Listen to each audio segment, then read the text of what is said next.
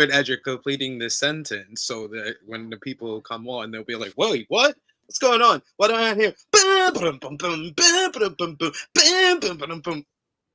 that going to be our intro? That should be our new intro music. We'll just do custom intro music with No, you know what you need to do? You need to get the logo they used to show, and then I'll do the music in the background. We can do that. We can create something like that. Welcome, everyone. It is FMC. I'm Jeremy. That's SP3. Hopefully, we have audio this week, because we didn't last week. We did like a 10-minute show that no one could hear, which, what can you do? That was a StreamYard issue. That was not our fault. That was a StreamYard issue. Let us know in the chat if y'all could hear us. We need confirmation this week, so we're not talking to just ourselves. We could hear each other last week, but none of y'all can hear us. I don't think there's been any StreamYard issues this week. Hopefully there's no StreamYard issues. Again, we'll find out. We got a lot to talk about. We got a lot to catch up on. My team's in the NBA Cup, prestigious NBA Cup finals against Jake Shaw's team. We'll see if Jake's in the chat or if he watches on demand and messages about the Bucks and the Thunder. Darvin Ham, the winningest coach in NBA Cup history. I don't know. Back in it again. I don't know if we're gonna win this game. Darvin Ham is like unstoppable in the NBA Cup. You might have a point. I don't know. I don't feel good about your chances. Darvin Ham, if there's one thing he knows how to do, he knows how to coach up an NBA Cup champion. Here's the thing. I don't know if I want to win this game because no team that has won the NBA Cup has ever won a playoff series. So I don't know if it's good to win the NBA Cup. I'm just saying facts, SV3. No, you thought that was so hilarious. I'm happy for you. I'm happy that one of our teams is in the NBA Cup. We could possibly go on to say that FMC is 2-0 in the NBA Cups.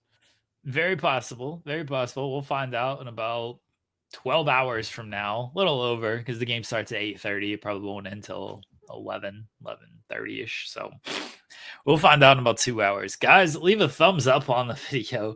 Leave a super chat. Subscribe to the channel. Bowie here has a super chat. Given how Hartenstein has opened up the Thunder's offense, screens lob, post passing, how should the Thunder utilize a healthy Chet going forward?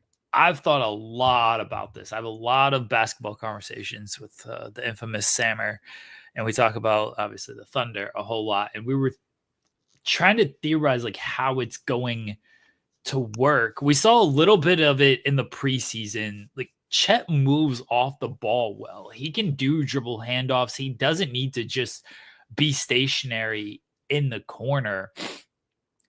I think you're going to see a lot of back screening from Chet. And I think it's going to open up a lot more back cuts. I think it's going to open up even Chet like cutting off of the screens or popping for a three.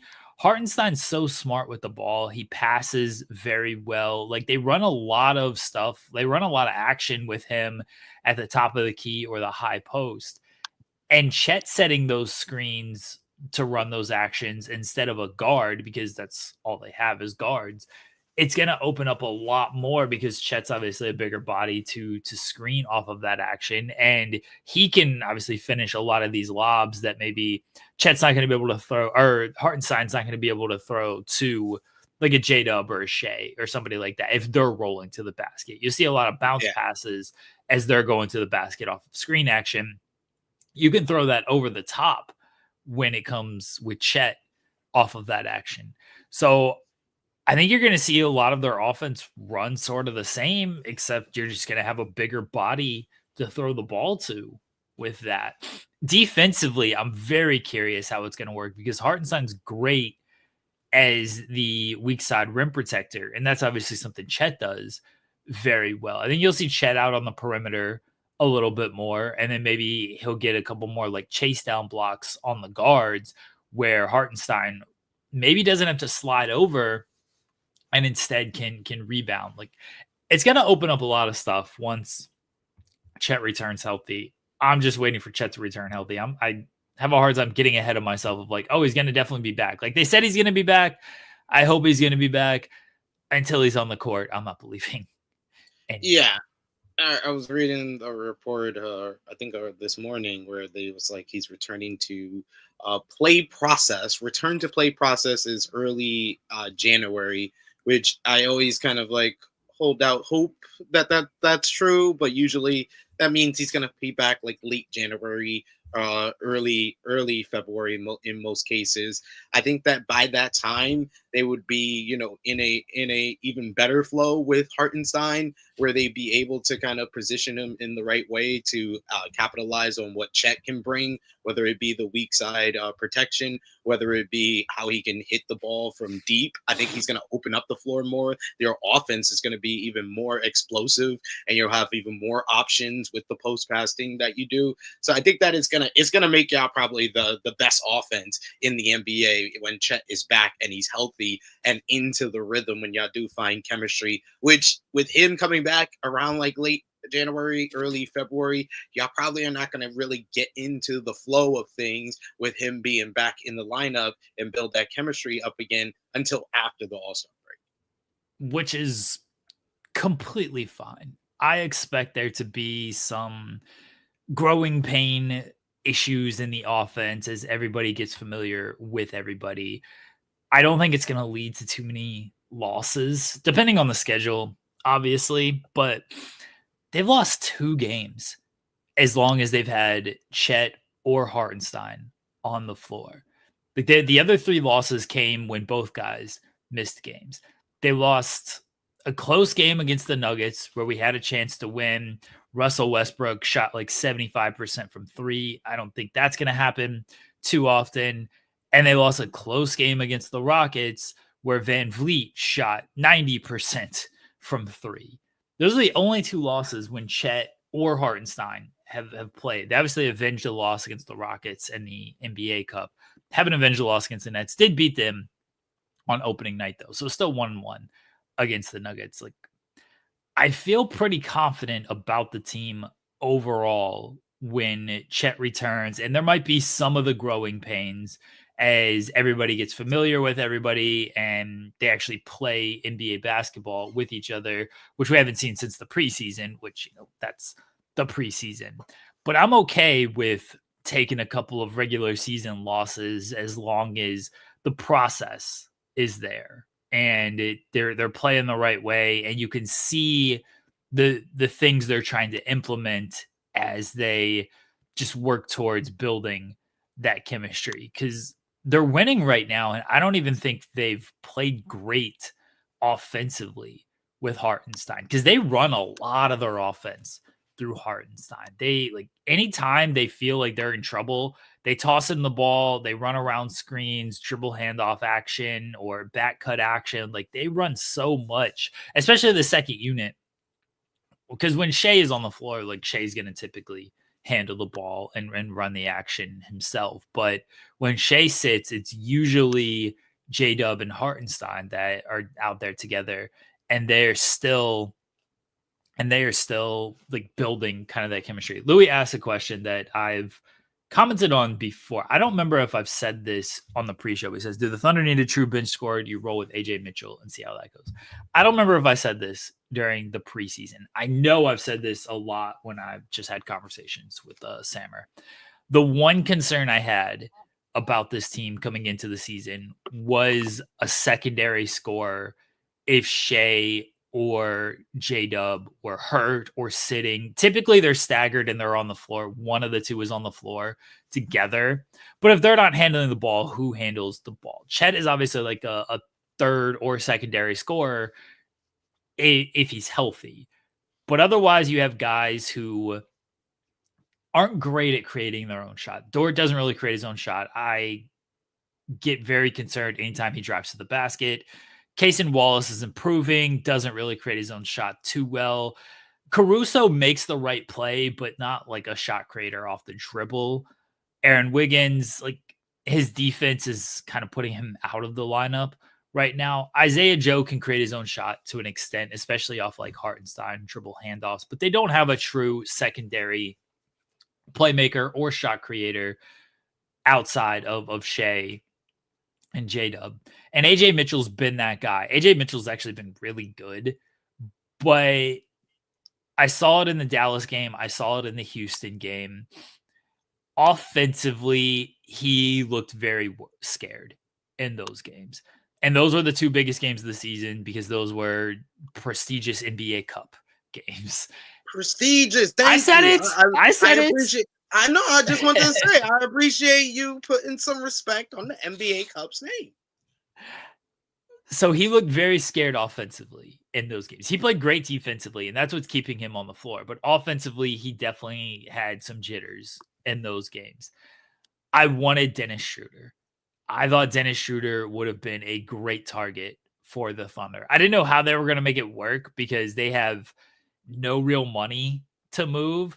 I thought maybe Osman Dang and Dylan Jones, who is a rookie, but he has some promise, but honestly, like your championship window is these upcoming seasons. Like, and you have 1 million draft picks. You can trade one of these rookies. It'll be okay. So Dennis Schroder was a guy that I was looking at that would be a good bench piece. He's going to hustle defensively. He's going to, he can be, he was called Dennis the Menace, but like he plays defense. He's going to fly around defensively. I don't think he's going to hurt our defense. Offensively, he can create his own shots. He can, get guys in the right spot. And he knocks down threes as well. Like he's a good spot up shooter from three. He's played with Shea. He was part of the bubble team with Chris Paul. Him and Shea already have some chemistry together. Obviously, that was second year Shea, not MVP Shea, but they're at least familiar with each other. So Schroder was a guy that I was looking at. You didn't mention his biggest accomplishment. NBA champion with the Los Angeles. Former Laker great. And NBA champion. Was he on the NBA title team? He was on that team, wasn't he? No, I don't think so. Actually, I don't think. Okay, maybe he wasn't. No, Rondo was on that team. It was Rondo. Yeah. Yeah, Rondo. Rondo was the point guard. But yeah, I was thinking, I was like, did he come off the bench for them? And I was like, yeah, he didn't. So, but former Laker great. You are correct. So I wanted Schroder. Schroder is now in Golden State, which, all right, I think that's a good move for them. That's a really good move. It's gonna give Steph Curry a time to get on the bench and have someone that can come in and create shots for himself and others around him. It helps their bench out, which has been a real detriment to them as well in the early portion of the season. I think that in the long run, it's gonna help them out a lot with adding Schroder to their offense, especially on defense, where they were doing very well the early portion of the season, and now they've kind of like dropped off, came down to earth as far as their defense, and they kind of are in that what I call the mix of the Western Conference, where we have seeds 4 through 11 that are separated by like 2 games right now in the Western Conference. So yeah, they're in that mix right now, and I think that having Dennis Schroder on their team is going to help them out a lot, and maybe they can get back up into the top portion of the West. But I want to say, pat myself on the back, because I know my good friend here, he does a good job of doing that himself. But I want to pat myself on the back because if you look at the top portion of the Western Conference, it's all the people I said I said to keep an eye on. I told you I keep an eye on the Rockets. Told you to keep an eye on the Grizzlies. Told y'all the Thunder was going to be NBA champions this year. You see what we're cooking right now? NBA Cups. Freaking Houston Rockets probably going to get Coach of the Year, some Coach of the Year nominations. Come on. Let's go. The Rockets are annoying team. They're good. They're good defensively. My biggest fear as a Thunder fan is the Rockets getting Jimmy Butler. I didn't think about that. I know that they were one of the teams that they said that would talk to him. So yeah, I think that would probably be the best look. Houston, Dallas, Phoenix, and Golden State were the 4 teams listed. So Golden State, you could kind of assume might not be in that mix anymore. No, I think they're still in it because they didn't trade anything to get Schroder. Yeah, that's true. Wait, was it Melton injured. D'Anthony Yeah. Melton? Yeah. They have like Kuminga, they have Podzinski. They've got some pieces that they could move there where they could fit Butler in. I'm pretty sure. Anyway, I'd have to look at the trade machine to make sure. But I'm pretty sure they can, like Aaron Wiggins. Andrew Wiggins would probably be part of that deal to make. Yeah, they would have to do Wiggins, probably Kuminga. Yeah, probably Kuminga, but they shouldn't. They shouldn't, because Kuminga has been balling out lately. He's been playing really well lately. I don't think they trust Kuminga. I do feel that as well. I mean, I feel like trading Kuminga for Jimmy Butler is just making your team old. You'll get this year where you'll do better, but next year is probably like the last year for the window to even just be in like the top portion of the West, really. Butler's a free agent, so unless they re-sign him, but shouldn't they do it though? You got to maximize the window is small. I will say, yeah. You maximize what you have with Steph. And Jimmy Butler gives you a better shot alongside of Steph than Jonathan Kuminga does at this point. Because this is what they try to do. Look, they got a title out of it, but they tried to be on two separate timelines of, hey, let's build up these young guys, but we've also got to still compete with Steph, Clay, and Draymond. And they ended up getting that extra title. Who knows how much they could have done more if they had traded these young guys and gotten some of these starts. Look, they tried to go after Paul George. It's not like there's no precedent of like, ooh, they won't do it. Like they tried to get Paul George. Stuff kind of fell through.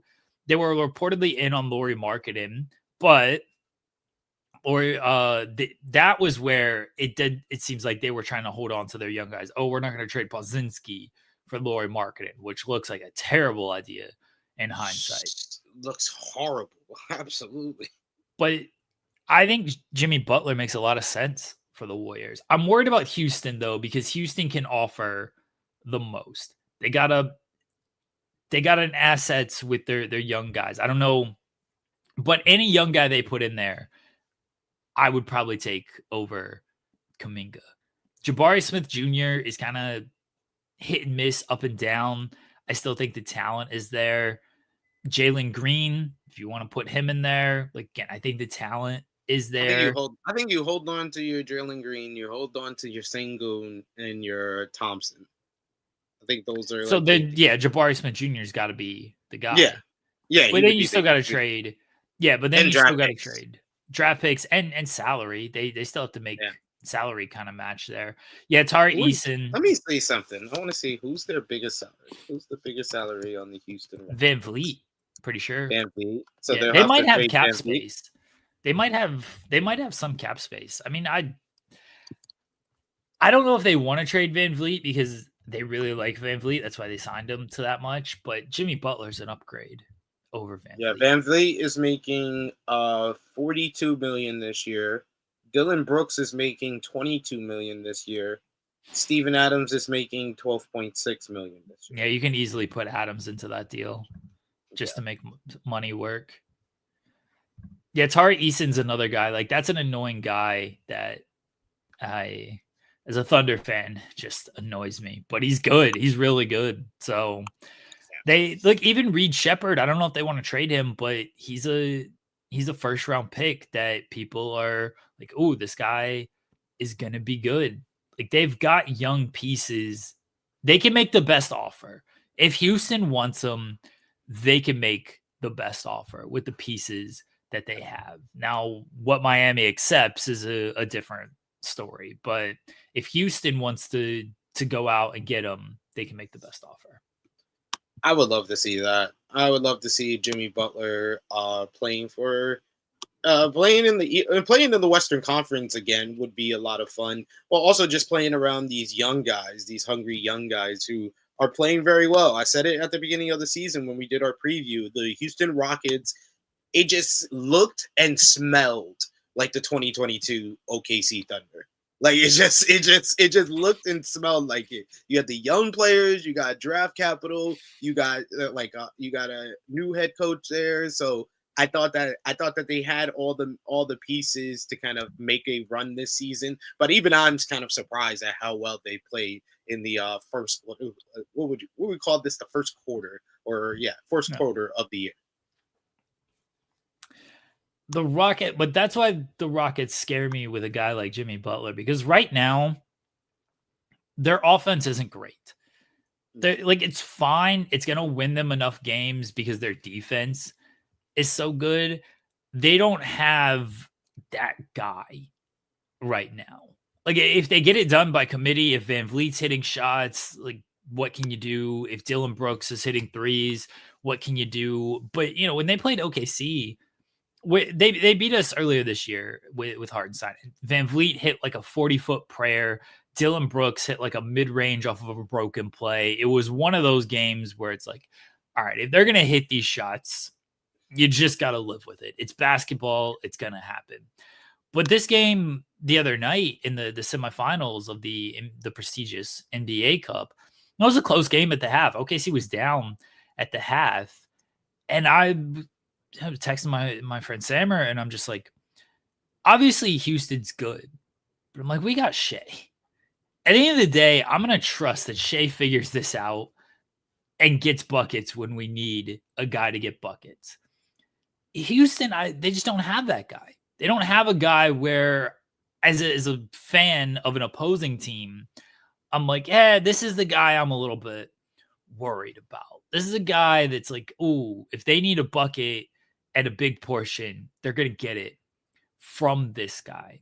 They might create a good shot. They might get somebody a good look, and the shot might fall. It happens. It's basketball. But I don't have that fear of, this is a guy we got to worry about and get a stop on, where I know opposing teams, when they're facing the Thunder, if like things are going right for their team, but it's still a close game, it's like, oh, you got to worry about Shea. Shea's going to get to his spots. Shea's going to get his shots up. Shea's going to maybe draw a foul or two. Now he's developed a 3-point shot. He hit 2 threes in the second half. Like, you got to worry about getting stops against this guy. You know, the Mavericks have a guy like Luka. They have a guy like Kyrie. You know that they're going to get their buckets. Literally every team in the Western Conference, up until you get into like the really bad teams, like, has that guy. Like, you have the Thunder, like you said, have Shea. Grizzlies have Ja. Mavericks have Luka and Kyrie. Nuggets have Jokic. You got the Suns who got Booker and Durant. You got the Warriors who have Steph Curry. You got the Timberwolves who have Anthony Edwards. Even a team like the Clippers, who have played really well this early portion of the season, they have James Harden. You got the Lakers who got LeBron and AD. You got the Spurs who have Wemby. You got the Kings who have Sabonis and Fox. So, like, yeah, every semi-decent to good team to contending team in the Western Conference has that. That's why it's kind of surprising how well the Houston Rockets have played so far, and it's basically been through just having a very talented and young roster that they have. And their defense is outstanding. Yeah. Their defense is more than outstanding. I think it's the second best defense in the league, just behind OKC. So it's seven guys in double figures, though. Like I said, it's like a committee. It's done by committee, right? Yeah, offensively they get it done by committee, which works for good portions of the regular season. Playoffs, it's kind of been proven you need a guy in the playoffs. You need a guy who is going to get you buckets when it matters in the playoffs. And again, the semifinals the other night, that it's essentially a playoff game. I mean, it's for the prestigious NBA Cup tournament.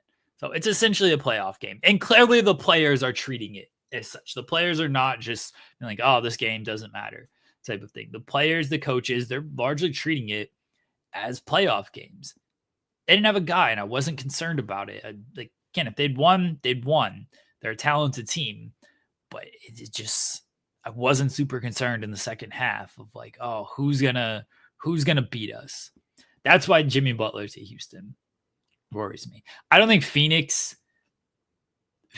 see how Phoenix gets anything done with Jimmy Butler. It's like, why do you even need that? Like, why are you even talking to them? Well, if I'm KD and Booker and them, I'm just like, why are you talking to them? We fine. Or we got Bradley Beal. I'd trade Beal for Butler in a heartbeat if I'm Phoenix. But Beal has a no trade. Well, I think there's that, and if you're Miami, it's like, why do I want Bradley Beal? That trade, I think Bradley Beal would accept a deal to Miami. He had Miami on his no trade list when he wanted to go from Washington, so I think he would accept the deal to Miami. But if I'm Miami, I'm like, why do I want a guy who is just as old as Butler and has more years remaining on his contract and isn't as good as Jimmy Butler? The Phoenix, unless you're getting a boatload of first round picks that are first round picks in like 2030, where it's like, oh, maybe the Suns won't be good then, and those might be, top 10 picks or something. Like, I have no idea why you would want to take that deal if you're Miami. Dallas, I don't see how Dallas gets it done because they got to trade Clay as part of it to make any type of money work. And if you're Miami, do you want Clay? You gotta trade probably some of you definitely got to trade your depth. And I think that's Dallas's strength right now is they have a good hierarchy with Luka, Kyrie, Clay, PJ Washington, Derek Lively, Daniel Gafford. Like, they have a good hierarchy, Najee Marshall. And that depth is one of their strengths. Like, Jimmy Butler improves them, but then you're sacrificing the depth. Who knows how much depth they have to sacrifice.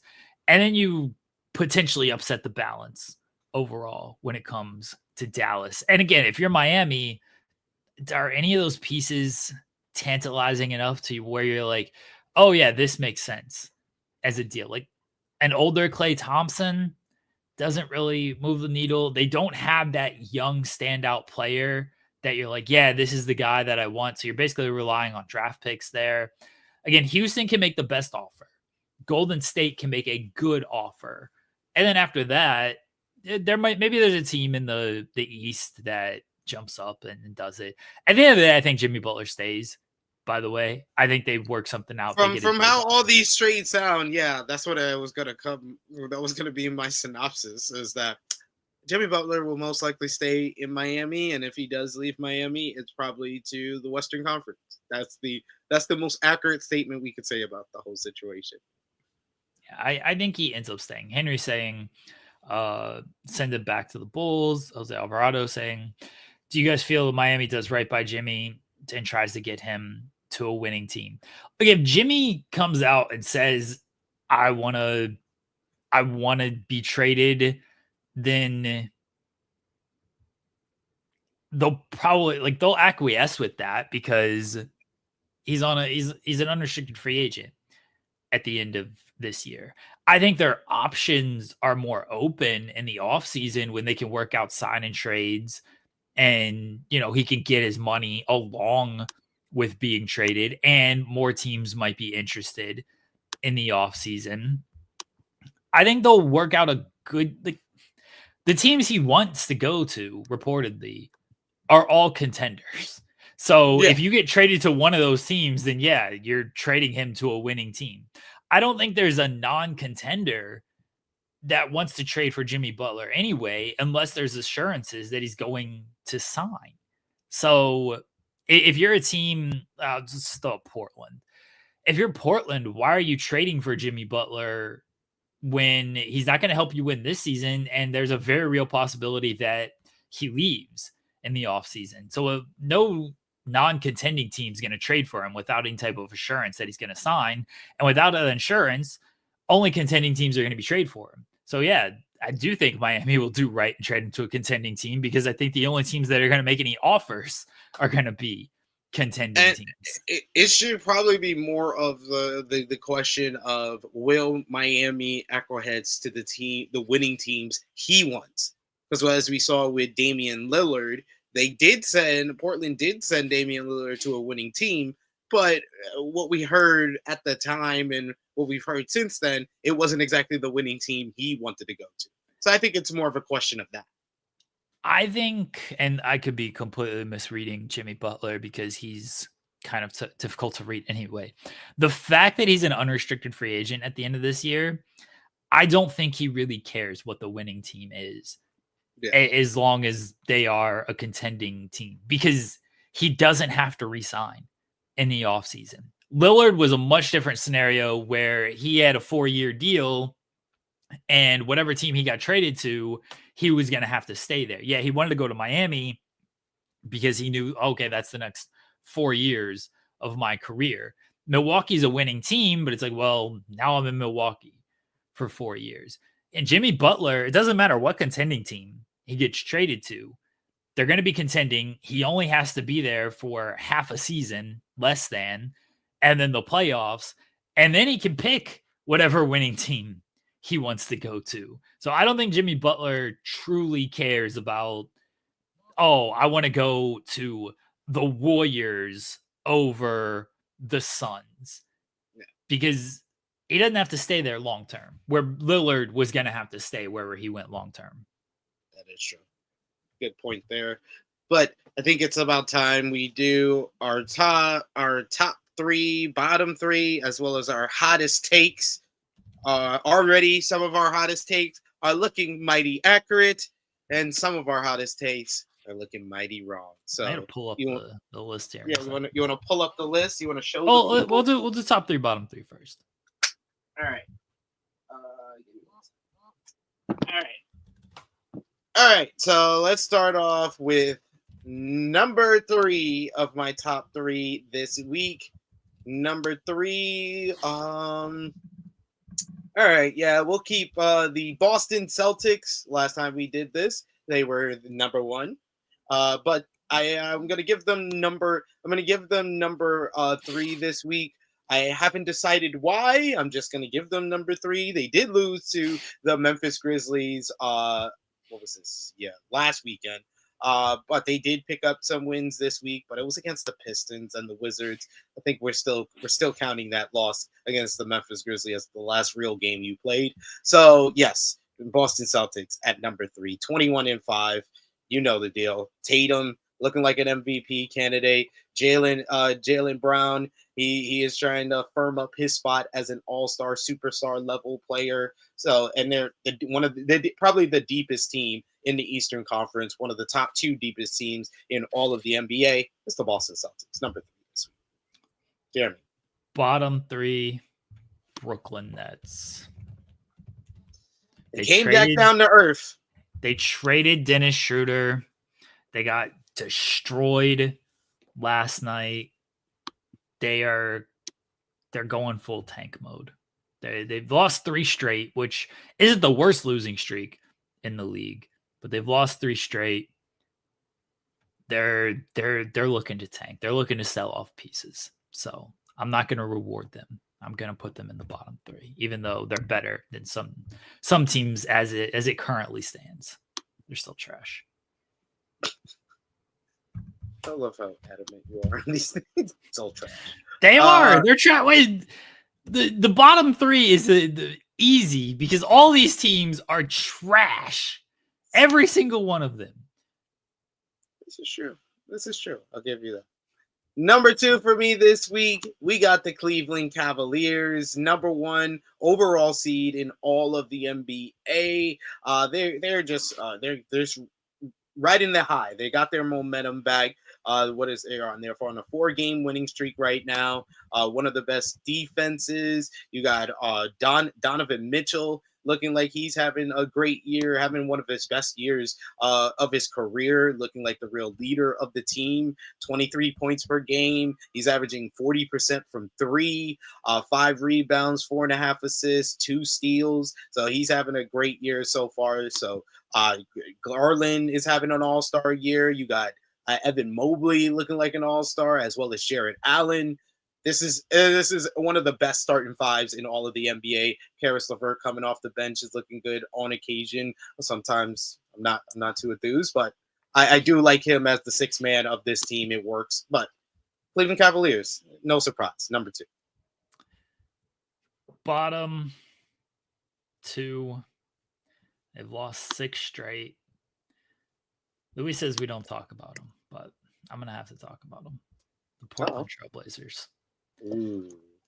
I don't know. I don't know what they're doing. I don't know. So Utah and New Orleans have worse records than Portland. And Utah has lost 3 straight. New Orleans has lost 4 straight. New Orleans, a lot of injury issues. They're reportedly selling off everybody not named Herb Jones, which is probably the smart thing to do. Utah, we knew they weren't going to be good anyway. I don't know what the price is for Colin Sexton. We mentioned, a bench score for OKC. Colin Sexton wouldn't be a terrible idea.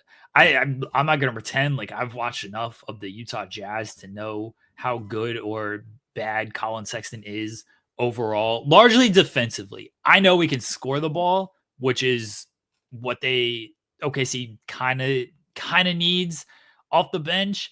I don't know if his defense is going to hold up in our system. And look, we need good defenders. You can't play for OKC unless you're going to defend for 24 seconds of the possession. You won't get minutes with this team. So if Sexton's defense is good enough, I could see him being a target because I know he can score. I know he can play make. I know he can create his own shot. He obviously won't be asked to do a ton in OKC like he is in Utah, where he's really running the show. He's shooting 42% from 3 as well. He shot 39% last year. Good 3-point shooter. Offensively, he'll be fine in OKC. Defensively, I haven't seen enough to know if that's going to work. Regardless, we know Utah's not good. Portland, I just don't know what they're doing. I don't know if they know what they have. Scoot Henderson, he might be a bust. He might be a bust. I wanted the best for him. That name deserves to be a star. But goddamn. They got Jeremy Grant, who I love Jeremy Grant. That's almost a nearly untradeable deal. Some team will find a way to make it tradable, but now with the second apron and everything, that's such a bad contract for a good player. Like Jeremy Grant is a good third four piece on a contending team. But that contract you're basically treating him like he's a second piece, and he's not a second piece, and it just hampers you moving forward. DeAndre Ayton, kind of the same thing. I don't know what Portland does. I don't know what they do. I don't know if they know what they're doing. Because I don't know how you trade some of these guys that don't seem very tradable. And then they clearly don't know how to build around the guys they actually do have. So Portland's at the bottom 2 for me. In the Cooper Flag sweepstakes.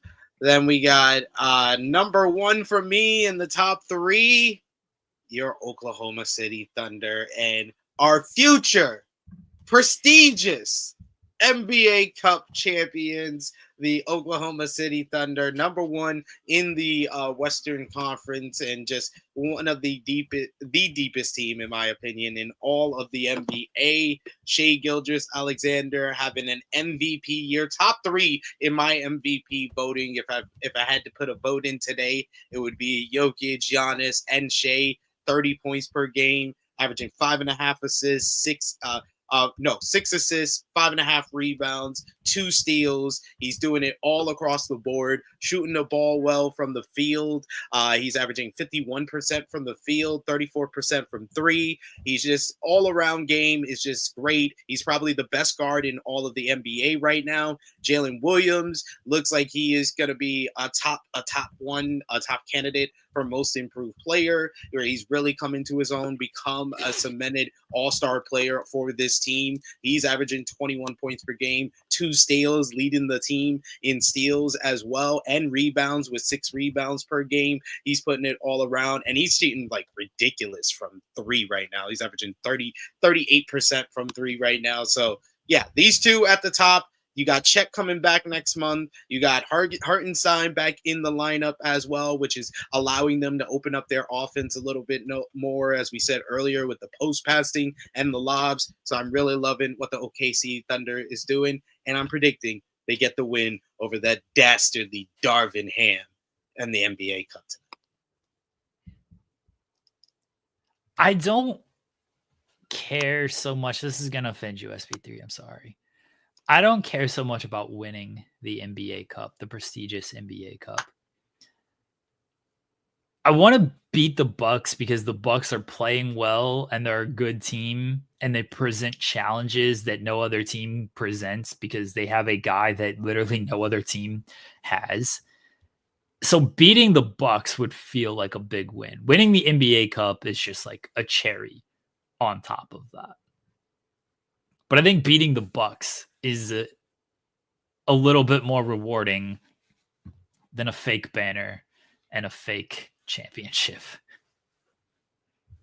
I feel like a parent when their kid tells them they're not going to college. So Sorry.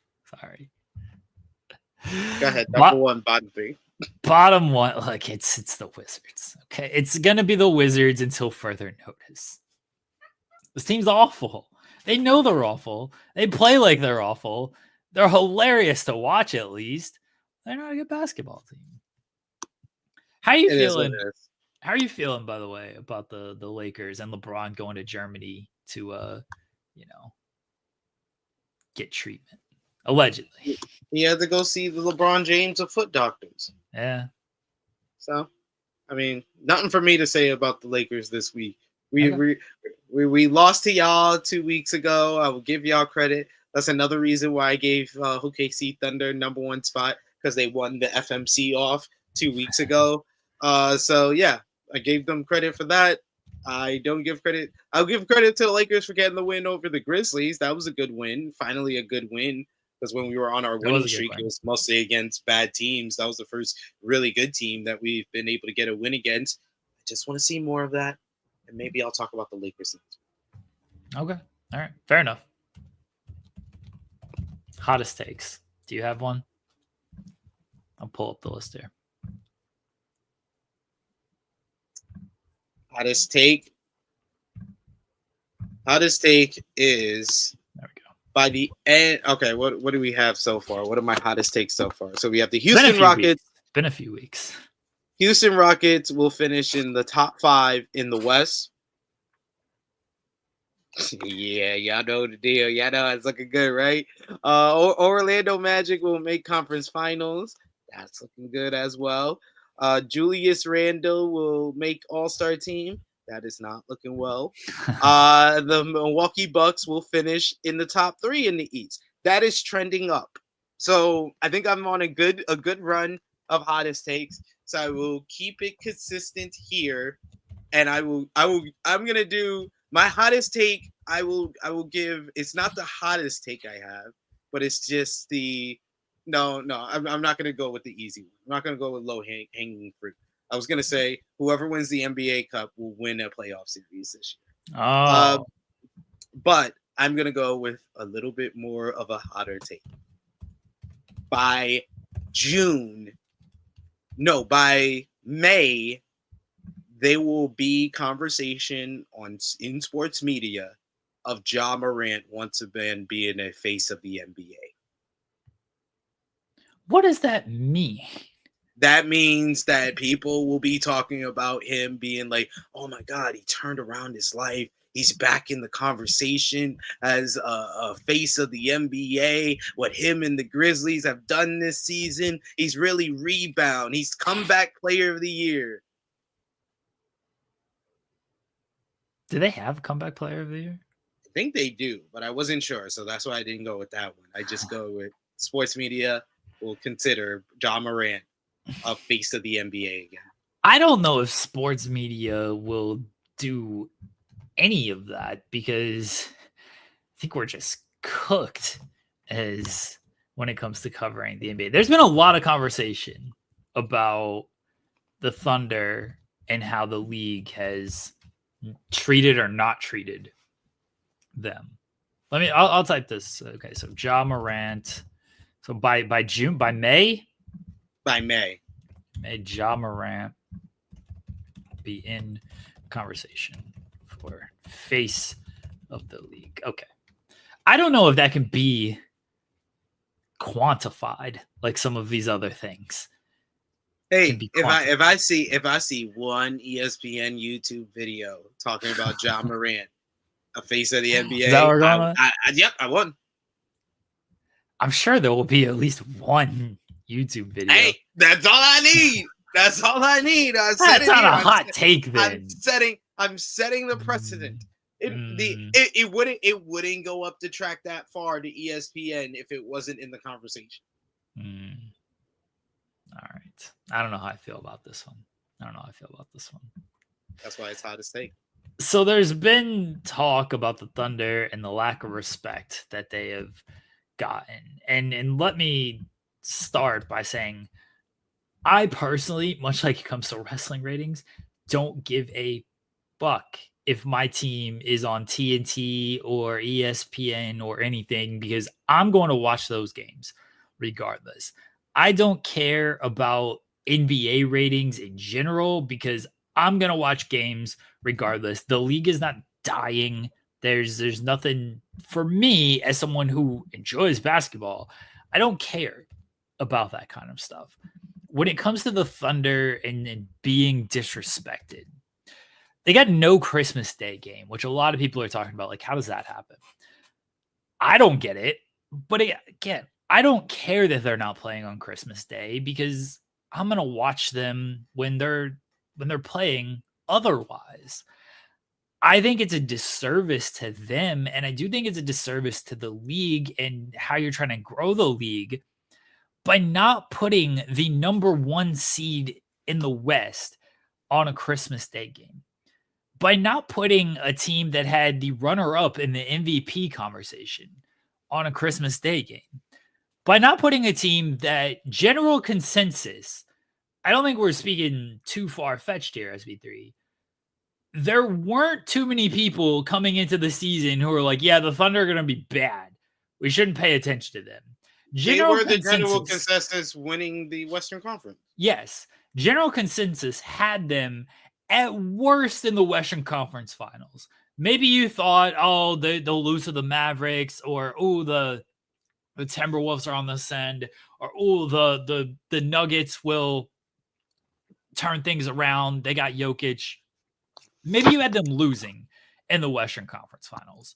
General consensus was like they were going to be there, though. Who they were going to face, different story. But consensus was they were going to be there. You probably should have put this team on a Christmas Day game. And if you don't want to put them on a Christmas Day game, fine. You should probably put them on ESPN or TNT throughout the season instead of the Bulls and the Hornets, which is a TNT game. You knew the Bulls and the Hornets weren't going to be that good. Are you trying to sell the Ball brothers in 2024? Well, the Ball brothers are facing. That's your selling point in 2024? Really 2025, because I think that's what that game is. But like, that's your selling point?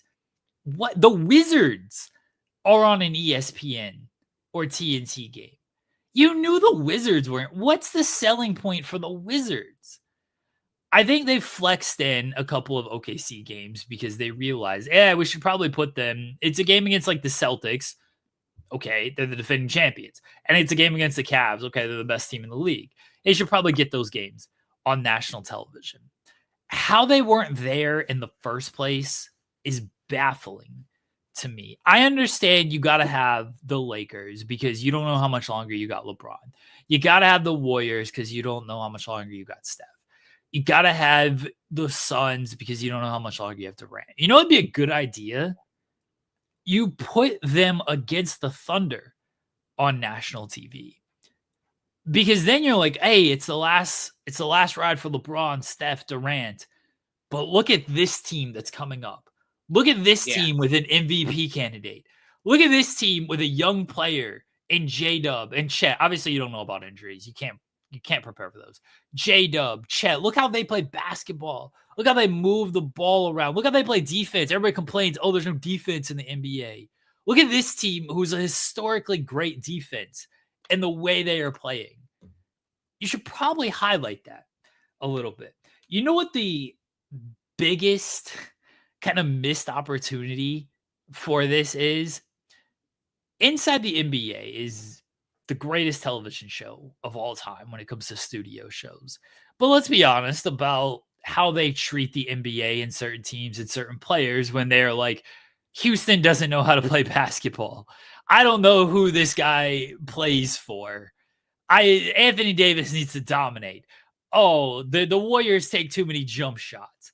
Like, their overall analysis isn't the greatest in the world. We watch them because they're super entertaining, right? You know who they love? You know who Charles Barkley loves? The Oklahoma City Thunder. So maybe you put them on TNT, and Charles Barkley, who doesn't pay attention to 90% of the league and 90% of the players and doesn't really care about what's going on and doesn't really have great analysis outside of some just hot take banter, he's going to say nice things about them. And now you're like, oh shit, Charles Barkley doesn't pay attention a lot, but he's paying attention to the Thunder? Maybe we should start paying attention to the Thunder. And then they're on TNT, and you got Charles Barkley speaking glowingly of them. And look, if they lose, you can say, oh, they lost. This team must be good too. Maybe this team is a team we should start paying attention to because they beat the Thunder, who all they've done is talk up, and talk up. Just ideas. Just spitballing here, NBA. It baffles me that they are not in these conversations and on national television. I don't get it. Again, it doesn't affect me because I'm watching regardless. But if you really want to grow the league and you really want to highlight the next up generation, like you should be doing, and you're so concerned about, oh, LeBron's leaving, Durant's leaving, Steph is leaving. There's a young team that's going to be in the NBA championship picture for hopefully the next 5 years with a young superstar that has an aesthetically pleasing game and a team that overall very good vibes too. It's not a team that you're watching and it's like, ooh, this team doesn't get along. Bad body language. What's going on down? And maybe that's why they can't sell them. Because it's like, this team they seem to enjoy being around each other. We can't sell that. We can't sell a team that seems to get along. We gotta, read into the body language of like, ooh, LeBron's unhappy with Davis because this happened. Ooh, Draymond's unhappy with Steve Kerr because this happened. We got to read into that stuff. The biggest controversy on the Thunder is Shea is telling J-Dub to shut up after the game because J-Dub is being J-Dub. And then the rest of the team is like, you can't say that. You're on national TV. And everybody laughs. And it's like, oh, haha. That's the biggest controversy. I guess that's not a big enough selling point. I don't get it. But, if you're really that concerned about growing the league and, ooh, what's wrong with the league? There's a team out there that you could probably sell pretty easily that for some reason you're like Charlotte and Chicago, Washington. Go watch them play. That's your ESPN game. Is that leading to your hottest take? I was wondering if this rant was going to lead That's to my hottest take. That's my hottest take. The league needs to figure out how to sell the Oklahoma City Thunder. We can quantify you and this guy. No, ladies and gentlemen. I listened to him rant for 5 minutes. And he questioned my hottest take and being able to quantify at least what I said. I quantified it. If I see a YouTube video, that means it's in the conversation. You have no way to quantify that hottest take. That's not my real hottest take. I went on that rant because of your hottest take led me to that, because that has been a discussion about the growing the league and everything. So it just led me to that. And then I just played up on it with, now my hottest take is the league needs the better market. Okay, see, here's my real hottest take. I'm sticking with my trades, everybody. I'm sticking with my trades because I got to be honest, Trae Young to Portland ain't looking great. Embiid to the Pistons. I mean, Embiid's hurt again. Bless him. He got hit really hard. I don't know, what can you do? It ain't looking super great either. Here's my hottest take, though, for the week. The Oklahoma City Thunder will get a guard. They will get a guard to come off the bench and to stabilize the second unit and to lead the charge and create his own shot and create shots for others. The second part being the important part here, creating shots for others. They will get Oklahoma City Thunder legend Chris Paul coming back to OKC at some point this season. What a hot take. I'm loving your trade hottest takes. This is great. Great. That's a trade that, I don't know if it's going to happen. Chris Paul now, I don't know about Colin Sexton's defense because I don't watch enough of the Utah Jazz to pretend to know. I do know Chris Paul's defense ain't great compared, he's a historically good defender, but he's older. What can you do? Chris Paul, still very good. Little tricks of the trade and has a reputation of being a good defender. So gets away with a lot still. So I think he could be okay defensively to where his offense will make up for it. Chris Paul would thrive in this offense. Hitting screeners, hitting cutters, hitting Chet and Hartenstein for lobs, getting to his spots on the mid-range, knocking down threes. Loves playing with Shea. Easy trade, too, to fit in because he ain't making no money this year. Ain't like, Colin Sexton, I look up his money and how that would have to work because I mentioned Dennis Schroder. He's making a lot of money. So they would have had to trade Osman Dang, Dylan Jones, and I think that would have been it. And then draft picks because you always got to trade draft picks, especially if you're OKC. Colin Sexton's making $18 million. That's another one where you're going to have to trade Osman Dang and probably Dylan Jones, which fine. I'm okay with that. And even that doesn't work. It says we need to cut $8 million still from that trade because they're not going to trade. They're not trading Dort. They're not trading Chet, obviously. They're not trading Caruso. They're not trading Kenrich. Kenrich has been a big piece off the bench. They're not trading Kaysen. I wouldn't trade any of these guys. These are all strong rotation pieces that I'm not trading for a guy like Colin Sexton. No offense to Colin Sexton. I think he's fine overall. But I don't want to give up any of the rotation pieces that are clearly working right now.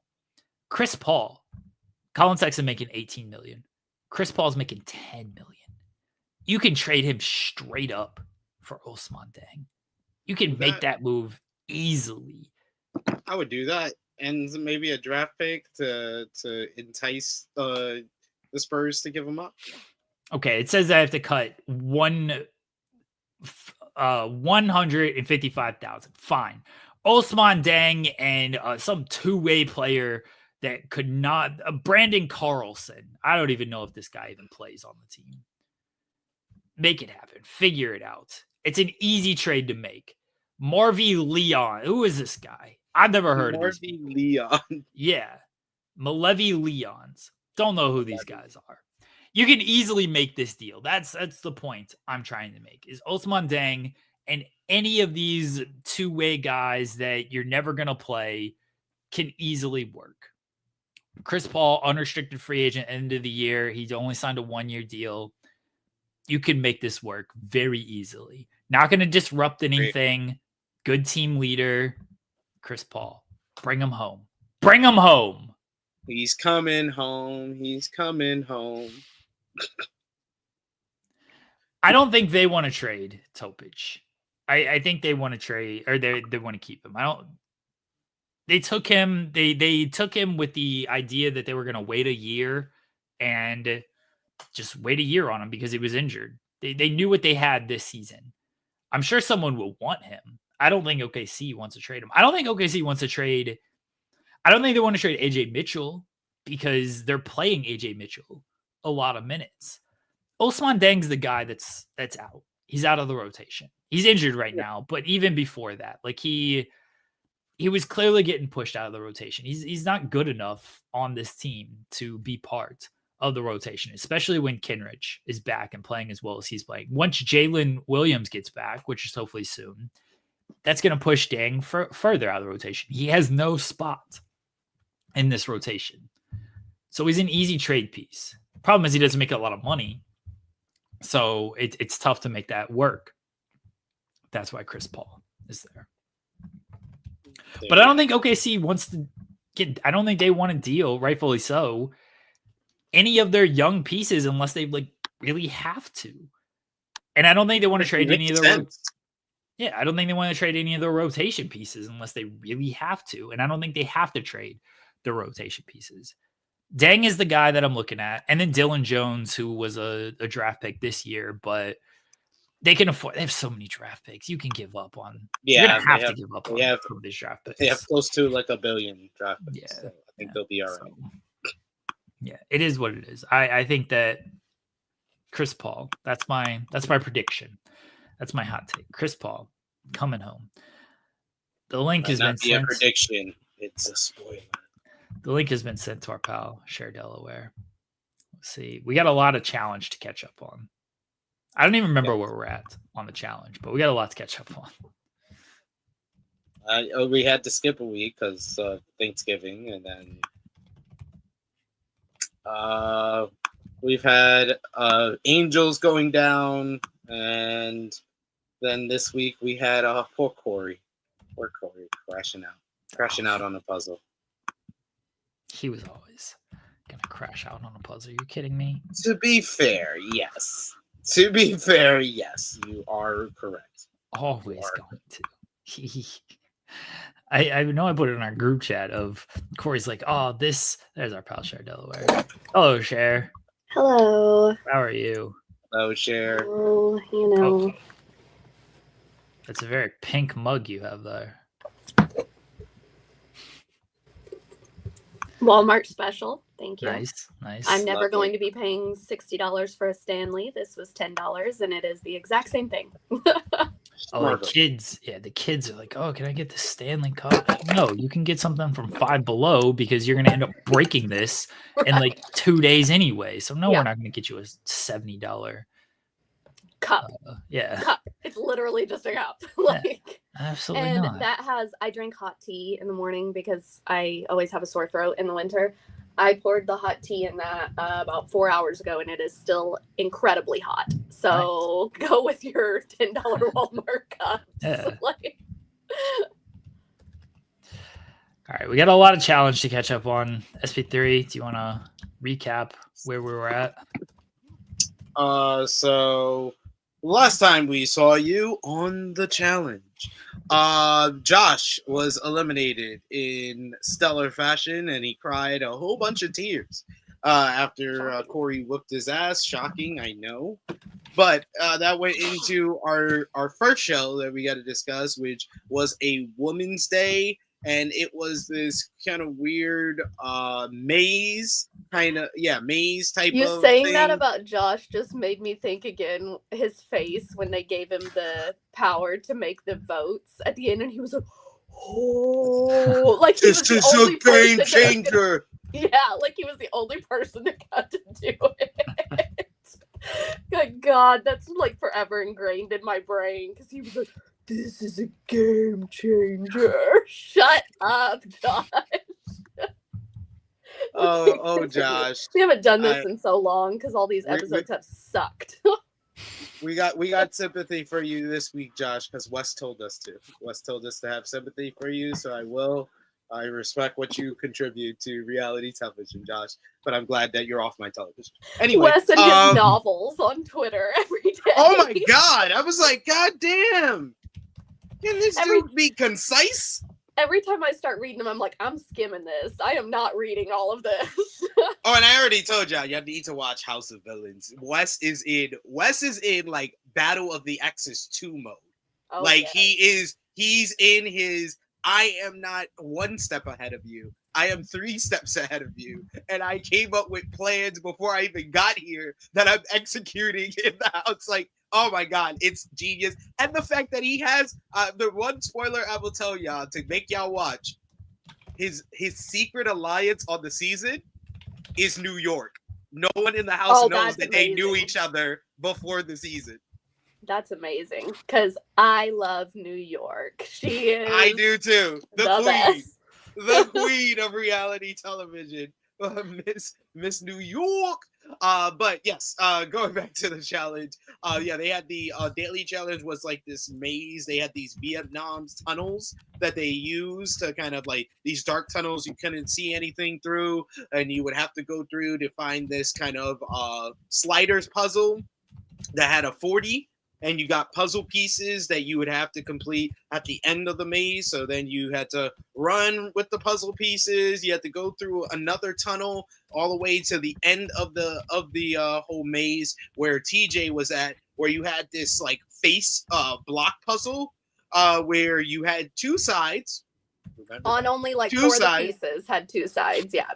Two sides on like 4 of the pieces, but the pieces kind of make a puzzle that is TJ's face. So we had I think it was Bananas that went first, and he was doing really well. He went through the first tunnel really quick. He did the slider puzzle even quicker. He went through the second tunnel pretty quick. He got to the end. Like people were like, "Man, Bananas is really going through this puzzle," and then they were like, "Man, Bananas is taking a while because this man never looked at the other half of the puzzle. He never kept being realized like this ugly face. This ugly. who is this TJ in the- ugly face. I just want to choke this guy. I just want to smack this. punch this TJ guy in the face. background dying was one of the best parts of this whole season, and I wish that they would have shown him calling Bananas out about it later because they. I know he had to have said something, but Yes, later on, which we it was see even later, better. The payoff. There was a when they payoff tell to this. Bananas, and he was like, "There was 2 sides." Like, No. He you know? was just like he first goes.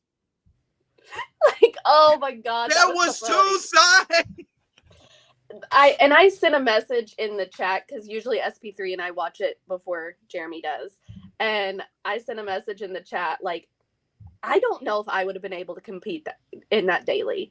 Just I'm not super claustrophobic, but like trying to move in a dark space, like all they had was that little light and everything, and then the bats and everything else. I would have been like, I'm out. Like, just give me a penalty, throw me in, because that was a lot. Like, especially like Corey couldn't even like get his shoulders down through there. I mean, But Corey, it was let's cramped. talk about Corey. I wanted to know Corey. how far Corey was behind the winner of the eventual challenge, because this dude, after he does the slider puzzle, looks into the camera and is like, yeah, Mr. Puzzle. I'm like, Corey, run the race. It's a race. What are you doing, sir? So yeah, he finishes the puzzle. He was like, "This is my face, yeah. This is my nose, yeah. This is definitely my face." He eventually finishes the puzzle very well with him. Tori has just been killing it on these individual challenges, and she killed it yet again in this one. Cora did not do well on like the slider part. Apparently, she had her gloves on, and that made it difficult for her. But she eventually got to the end of the puzzle. She needs to quit giving people tips. She's running past the other girls and she's like, make sure you take your gloves off so that it's easier to do. Like, shut up! Don't tell them what to do. This is friendly Kara. This is new Kara. Come on, we accept it. But yeah, she eventually realized that there was 2 sides of the puzzle and was like, and then had the light bulb moment and put it all together and finished the puzzle. Derek, he finished the puzzle too. He was the one that finally went to the rest of the people that finished the puzzle and the race and was like, yeah, I had difficulty on the puzzle, but it did have then I looked on the other side, and then that's when Bananas realized he fucked up. Jordan was great at this. He went through it pretty fast. He was kind of doing it like not a big deal, a minor inconvenience. And then Kylan did really well on the puzzle as well, and the race overall. The people who didn't do so well were Aviv, who basically went down a path she wasn't supposed to because the path had a big X. Yeah, she just broke through it. She's like, running through the forest. This must be part of the challenge. Let me go right through this. She was like, "Is this the border we're not supposed to pass?" Okay, fuck it. Yeah. Well, and what was funny was everybody was like, "Oh, Aviv's got this. She's so tiny, she'll be able to get through there." And then she's just like freaking Tarzan, just running through the forest, didn't know where she was. And I was thinking, like, maybe when you didn't see anything, you should have turned around and went back. Like, she's trying to ask the cameraman and the producers and shit, like, "Am I going the right way? Like, just tell me. Just tell me." I was like, "Honey, you've been gone from the challenge. Wait, you're done. You're done. You're done." So yeah, TJ let her know she got disqualified and whatnot. Michelle, she did fine, not really great, but not bad. And Rachel surprisingly timed out. So Bananas and Rachel were the two who timed out in the challenge, but luckily for Rachel, that Aviv got disqualified. Jenny was there. I'm sure she was there. We're gonna call you know, we got Casey the couch, and then we got Jenny the love seat. So yeah, we got so Jenny the love seat, she was there. She finished it, I guess. I don't know. I don't care. Okay, I want to make a comment about Jenny. I posted this on Twitter the other day. After Jenny won and they didn't cast her again, we were all like, "Why? She's a champion. Like, why would you not cast her again?" You know, it just seemed weird. I don't know if maybe we just forgot how unentertaining she is, or they just didn't give her enough screen time that we were just like, "Oh, she's great." She is like unwatchable.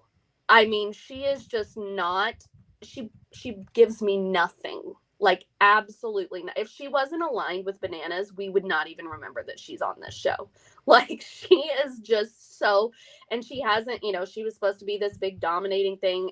Has she won any of the competitions since it's just been a male and a female winner every time? I don't. Well, the next episode. But I mean, up to that point, like, yeah, she's just, she gives me nothing. She's so boring all the time. And I was like, she is literally just like you said, just like Casey. And I laughed because Alan always says that Casey's job is just to do the talking heads where she tells everybody again what TJ just told us the daily challenge is going to be. Casey just reiterates it every time, and that's moved to Kylan now. So now Kylan just reiterates it every time, and I'm like, well, if Kylan goes home, it's going to be Jenny. They're just going to have Jenny up there, like the three most boring people. But who I'm like, they literally, yes, need subtitles. They need subtitles for Jenny. And I like, she has an accent, so I don't want to be like, oh, okay, you know, like because obviously she's not American, but I'm like, she's just so uninteresting, because there have been plenty of people, like, I like Theo, and Theo is not, you know, American, but she's just like, I have a great physique, and that's all I'm giving you. Like, I think the key to her the Total Madness season is that she had an interesting story after she basically got squashed in the hall brawl against Tori the season prior. Yeah. She was on a season with Casey the Couch, where Casey the Couch made it to the final. So literally, you're being compared to a couch, so you look better than the couch. And she have to look more entertaining than Casey.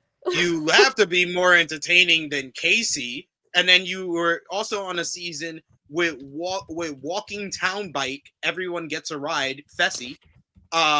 So like, you have to look better than him. Bananas was on that season looking for number 7. You had to be better option than him.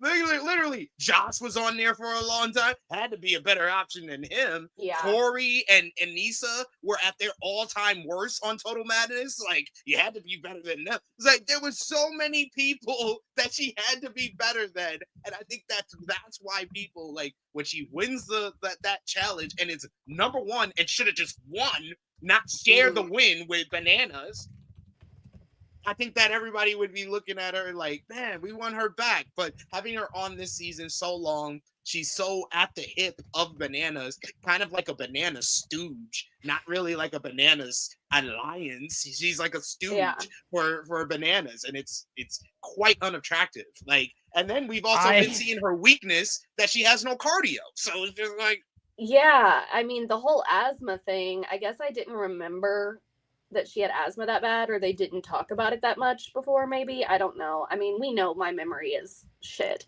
But, like, she can't do anything without an inhaler. And, like, I have a kid with asthma. I know how it can be, but, like, maybe this is not the show for you if you can't do anything without having an asthma attack. Like, that's concerning. You could literally die.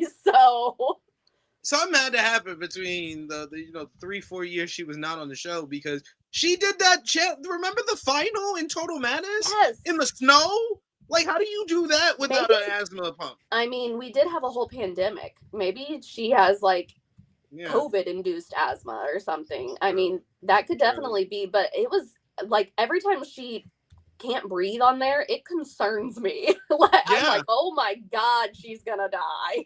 Like, we know the medical staff there is not top notch or anything, so they don't even know when people are pregnant on the show. So I mean, I'm very concerned about her in a final. And I mean, you brought up the finals when it came to she did it in the snow, but based on what we've seen this season, I don't know if she's even gonna make it through this final.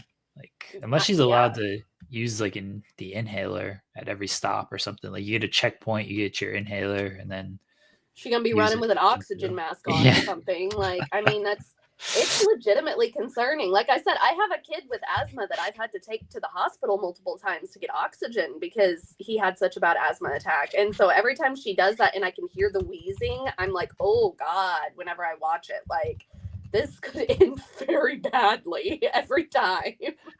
When you called her a banana stooge, I thought you were about to call her a banana sundae. A banana split out here. Banana split. Really though, Rachel? I can't remember who said it, but they made a very good point. It may have been Tori, because Tori's been on Banana's ass. But they made a very good point. Like, all of those girls have Bananas as their number one. It was Bananas can't have all of you. It was Tori in the chamber. Yeah. Bananas can't have all of you as his number one. And I was like, I hadn't even really thought about that, because before it wasn't such a big deal because there were so many people left. But now it's like, okay, well, you know he's going to pick Rachel over all the rest of them if it comes down to it, because Rachel's going to be the one who's going to outperform. And so it was just like, Aviv, do you really think that he would pick you over Rachel and Jenny? Like, I appreciate Tori trying to make that chamber interesting, because it was not. Like, the whole middle portion between Daily Challenge and Elimination in the last 2 episodes, that's where these episodes have really dragged. Yes, it's been a struggle these last few episodes, and I posted something about that too. Like, when we saw the cast for this season, I thought this was going to be like the greatest challenge season ever, just because. And then so many of the interesting people immediately got sent home, and so now it's like, yay, it's Kyland. Like, and we know how I feel. Okay, and I told you guys in the chat, and now you guys can never unsee it. Kyland is Max Caster. They are the same person. The voice, that, like, I was like, why does he remind me so much of him? And then you guys were like, yeah, you're right. Like, I'm like, okay, so it's not just me. Like, no, it was so accurate. I couldn't unsee it. And I can't stand either of them, so it's perfect. Yeah, I can't unsee it once you said it. I was like, oh my gosh, now this has ruined it. Now I'm waiting for him to come out when he gets a talking head and be like, listen. Oh my gosh. Listen. You better stop this now. So the reason why it was kind of boring between the Daily Challenge and the Elimination in this episode is because Kylan won for the guys, Tori wins for the girls, Aviv got disqualified, so she's going straight into the elimination. She was one of the targets, so all that's left is Michelle or Jenny to choose to. But Kylan won. You know he's not picking Jenny. So, like, I mean, you know he's not picking Michelle. Yeah. He's gonna pick Jenny. He's been picking Jenny the whole year, even when he was on her freaking era. So he's gonna pick her again here. Tori tried to make the deliberation a little bit more interesting by asking them that question, but the Bananas Angels are too concerned with their foot fetish to be interesting. They Then have talked about feet so many times yes. since that. It's getting too much for me. it's I'm very like, weird. They very cut to done. them and they're like, but at least we got pretty feet. Like, what is this? Why are we doing this? Why do we need this scene? most No one people brought have that like a secret handshake and they all like twinkle their toes together in the middle. Like, stop! I don't want to see your feet anymore. Show me It's more. so wrong. Show me more of Tori acting like Devin. I don't need this feet stuff. Oh my god, that was anymore. hilarious. Yes, that was fun. I really enjoyed the friendship between Michelle, Cara, and Tori. I think that the challenge should not we need to all as fans pelt them with little rocks, because that used to be a punishment back in the day. Yeah. Because how the hell do we have a season with Cara and Tori after War of the Worlds 2 and they become friends, and we never saw the reconciliation? I feel like this is the Chris Statlander babyface turn all over again. What happened? I totally didn't skip the part. Yeah, like, did I miss something? What happened? Like, but I did love Cara's dance for Michelle when she came down As like, Carl. as Carl. Yes. Yeah, that was the last episode that we talked about, but that was amazing. Yes. She was great there, bringing them to Devin Tori, and they was like, yeah, we're gonna keep the other side of the house out of this. They don't need to be involved in it. And then that's when they started getting all jealous. Even Bananas at the beginning of this episode was getting jealous after Cara went to Corey to confirm that they're each other's number ones. He was like, talking oh my God. a lot of shit on Cara there, and I was like, this is called Karma Maria that you get. That's why you didn't understand that there was two sides, because you, for no reason, just out here talking shit. Like, I was like, and Bananas, my dude, how many seasons did you ride the middle and then wait till the end of the game to get an alliance? Like, you literally been on 21 of these seasons. I'm pretty sure you've been half of them doing that shit, especially the last half. You've been doing that shit for a minute. Well, and in the next episode, we also see, I think I forgot how much of a mean girl Rachel used to be. And I hope that she had grown up and wasn't still that mean girl. And it really hit me when in the next episode, we see Cara praising Rachel. Like, they got the talking head and she's like, Rachel is a bad bitch, like, going on. And then she's just sitting there like with a disgusted look, looking at Cara and talking shit about her. And I'm like, this is not a good look. I don't like this. I'm not cheering for you anymore, because I don't like this from you. But okay, like, how did we get we've to got the point? So much to summarize here. We keep getting off on tangents. How did we get to the point that I'm cheering for Tori to win the fight? I know. Like, even though Cara's still on this season, I don't have faith in Cara to win this fight after how she's performed this season. But I do have faith in Tori. Tori has killed it. She really has. Yes. So the elimination, it was Aviv and Jenny, and poor Aviv was locked in a freaking triangle cage with Jenny. Jenny, who has no cardio. So if the cage was 15 by 15, like a wrestling steel cage, she would have got gassed out or something.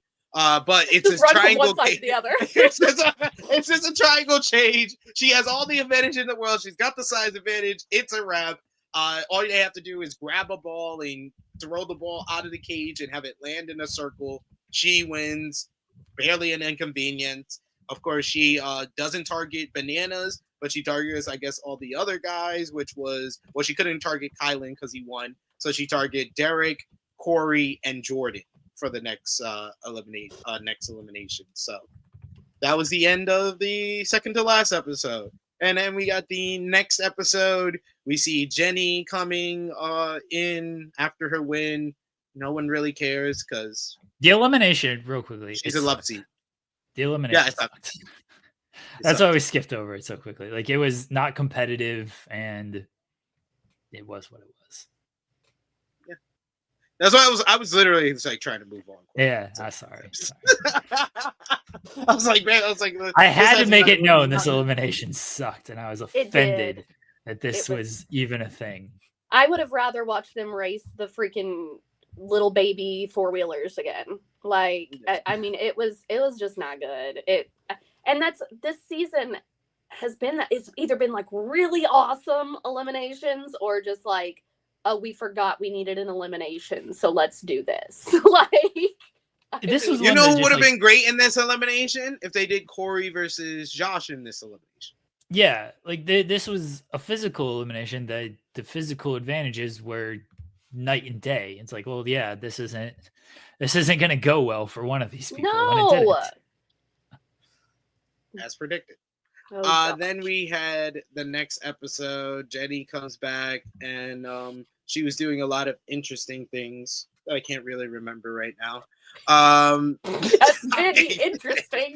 And Jenny, I don't believe you. If there's one thing to describe Jenny, it is interesting. But yeah, that led into the elimination where it was sponsored by Burger King, and That felt like Yeah. a throwback when they used to always have the Yeah. this is sponsored by, and they would get and I love that they're all so stoked for Burger King to eat like I haven't ate Burger King in 20 years, and they're all like, yeah, Burger King, like a feast from Burger King. a feast from Burger King. I could have 2 burgers. Tori's like, an impossible burger? A grass burger? Yes, please. Yes, please, girl. Let me put my crown on. But yes, it's sponsored by Burger King. They have a flamed out convertible car that they have to basically do. They call it a puzzle, but you're hot wiring a car. It's not really a puzzle. You're trying to get the lights on. They call it a puzzle, so we'll call it a puzzle. So they have to get the lights on. They have to hot wire the car. Once they get the 4 lights on, the car starts moving over the cliff where they go into the water. You get propelled out of the car and you stand there as the car goes into the water. And then you have to drop yourself down into the water, and you have to swim 200 meters to finish the race and complete your time. So the people that we thought would do well in this race did well. The people that we didn't, except for one. I think Corey showed that he's been working on his swimming throughout the season, and that's what everybody in the talking heads said in their confessionals, that Corey's been working on it in the swimming pool, and it showed here with his swim during the competition. He didn't do too well with the puzzle, but he made it up on the swim actually, which is insane, because I thought that this would probably be the one where Corey would disqualify or come in last, but he did not.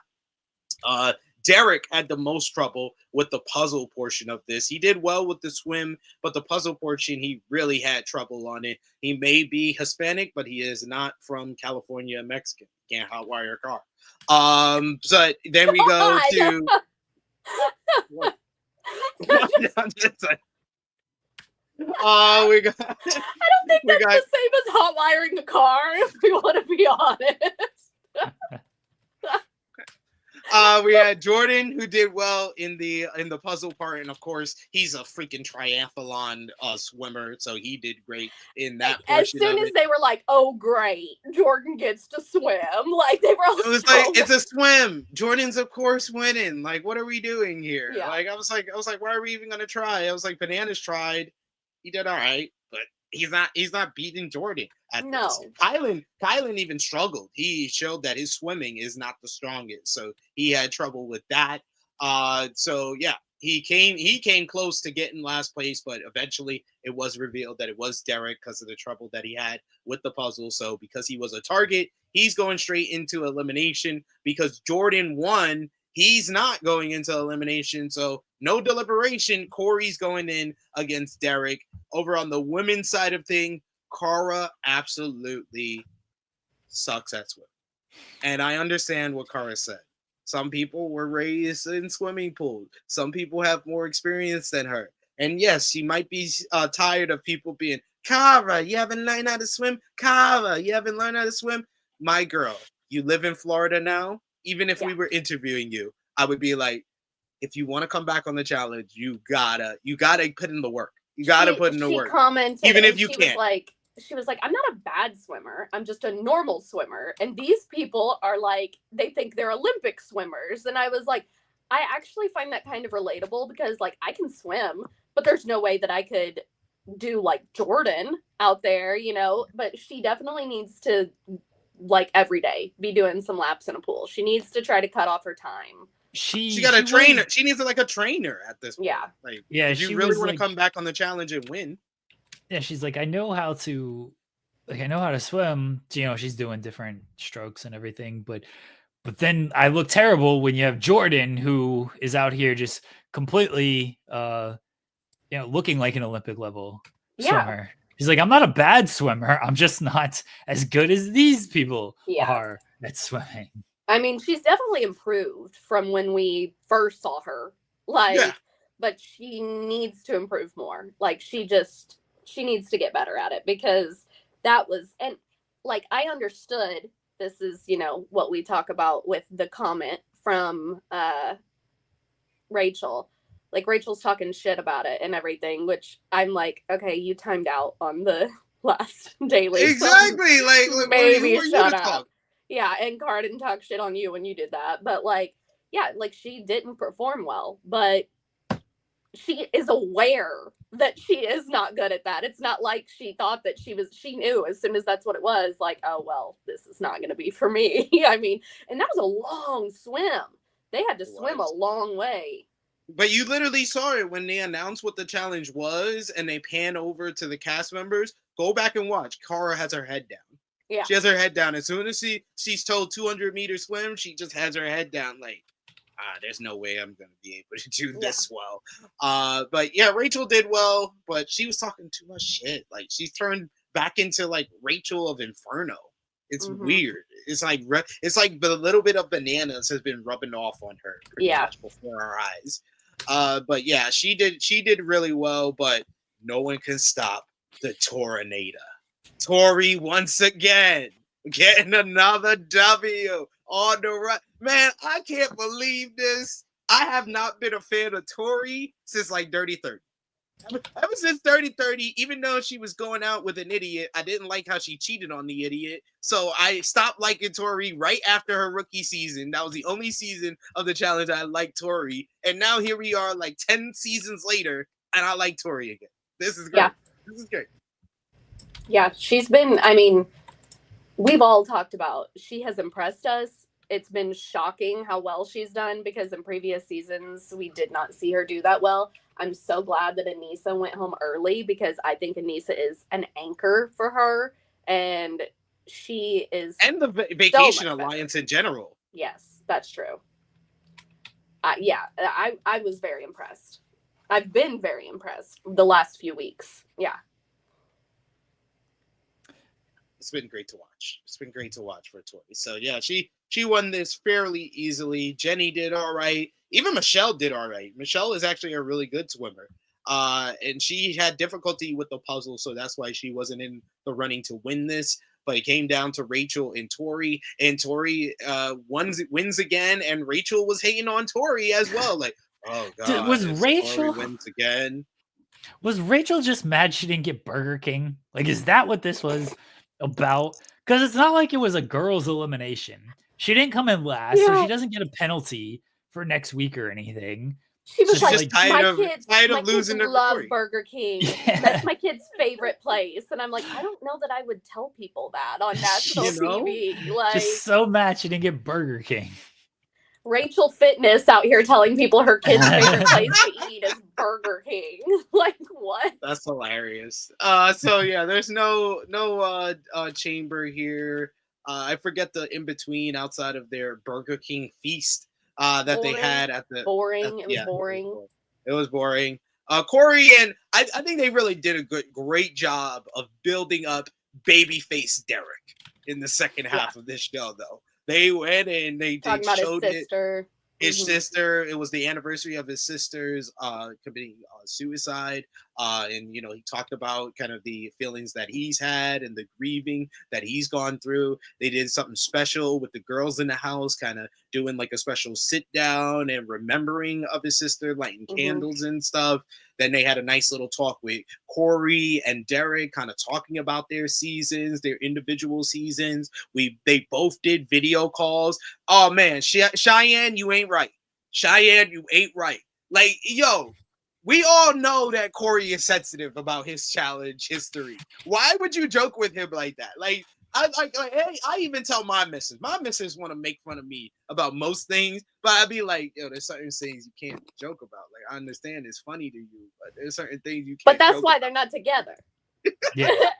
Yeah. So she can say that stuff.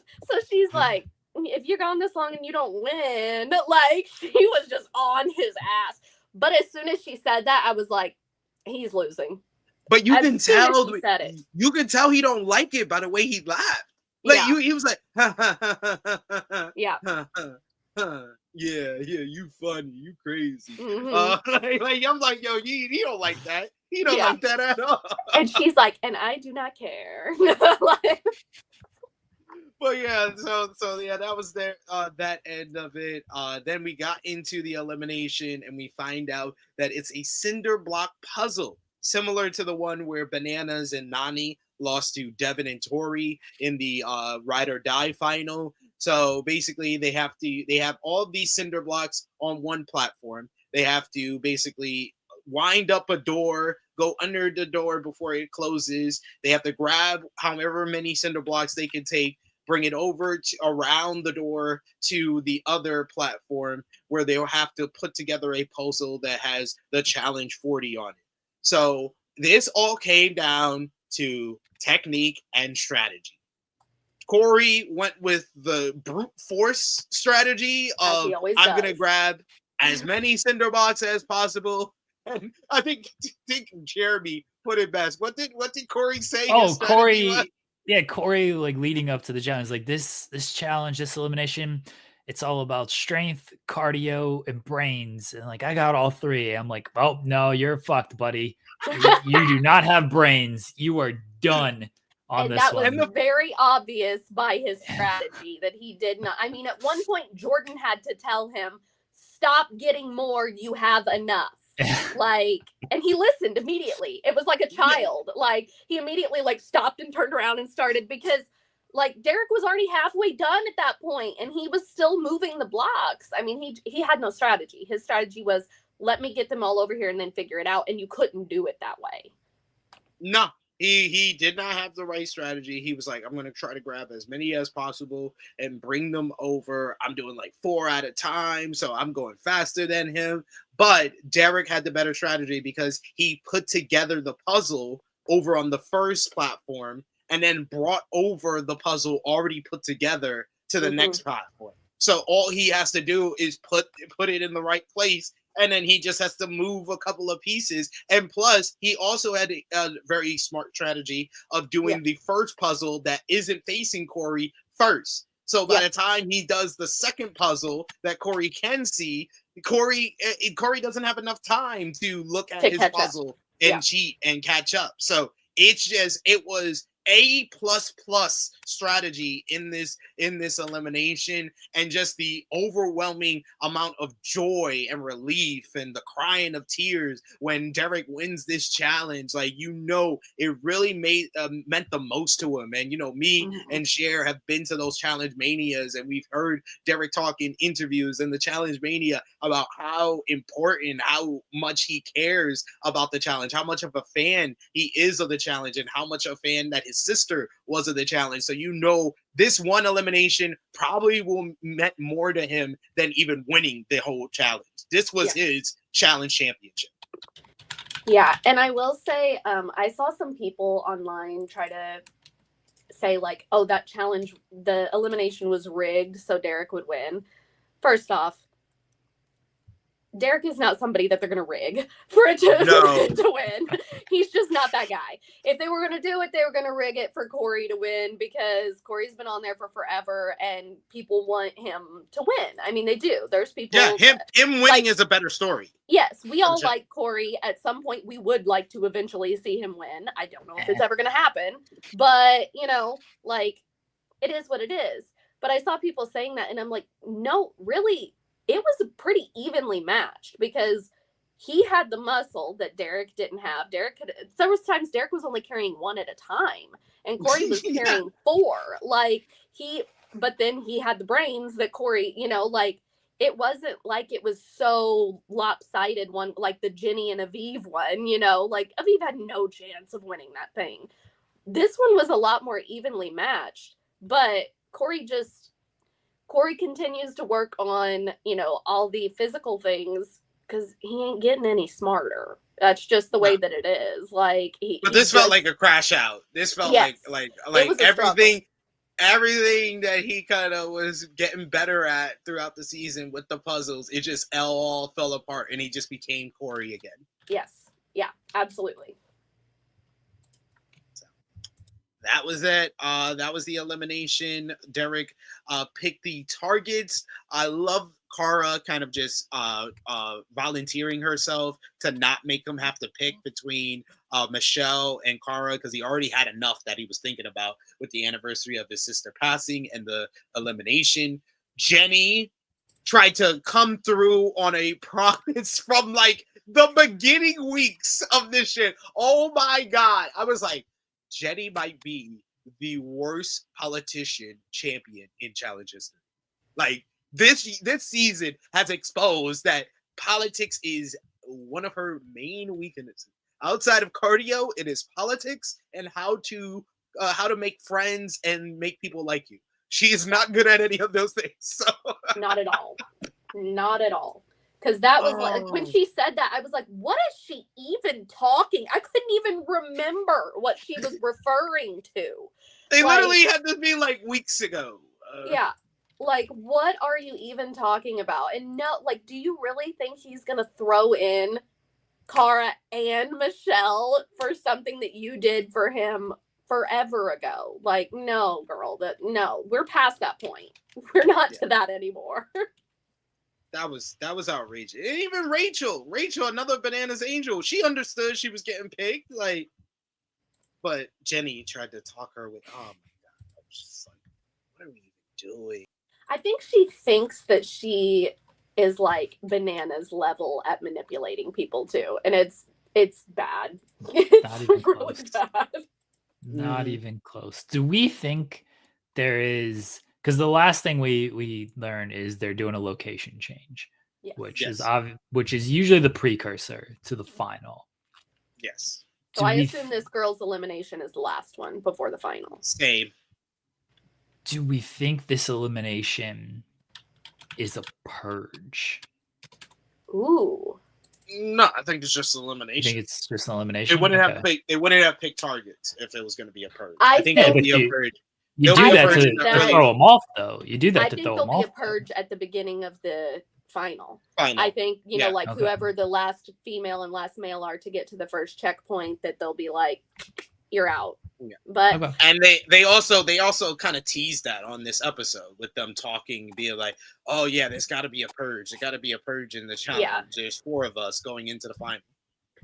I will say, I really hope that the final is a true individual final, because I hate the finals where it's like, well, this point it's CT and this person, and then now it's CT and this person, because you're only as strong as your partner in that sense. Yeah. Like, I mean, we know a lot of the reason that some of the women have won is because CT carried them.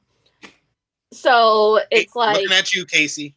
Yeah, I mean, so it's like, I want it to be a true, if this is not, we don't have teams anymore. So I want it to be a true individual final, not a let's partner these 2 up and then partner these 2 up, especially because we got so many people that can't. I mean, please do not make me try to watch Tori and Bananas work together. I do not. That's not even going to be entertaining. That would be hilarious. That would be, oh my God. Like, they would both just be sabotaging each other the whole time. Like, I want to see individually how each of them will perform. Honestly, I think Jordan's got it in the bag. I mean, I don't for the men, any of them- especially after this last episode, seeing Yeah. that Kylan's weakness is one of Jordan's main straights, Yeah. that makes me have confidence Jordan's winning. Yeah, if there's swimming in the final. Our There's final always swimming. Our final Yeah. 4 men are Jordan, Bananas, Kyland, and Derek. Is that right? Yeah. Okay. And then we have Cara, Michelle, Rachel, Tori, and Jenny. God, Jenny. I forgot her again. Jenny the love seat. I'm gonna pull up the draft so we can. All right, so Corey's gone. We had a good run, and Corey. Good. Aviv is SP3 gone. finally losing some people. SP3 lost 2. I think we each okay, so I have Bananas and Tori. I only have Cara. No, Oh, you have and Jordan. Derek. You have Jordan and Jordan. Do I have Derek? Oh, I didn't see him. Corey Yeah, and you Jordan. have 3. And Derek. SP3 has Rachel, Jenny, Jenny. and Kyland. Don't I have Michelle? And Yeah. Michelle. Yeah. So SP3's got the most left. Somebody's gonna most likely lose 1 next week with the women's elimination. I will not. I will still have Tori. So I will have my 2. No, Tori can come in last. Can she? Oh, that's right. I guess technically she can. Technically, any of last. us could lose 1. Yeah.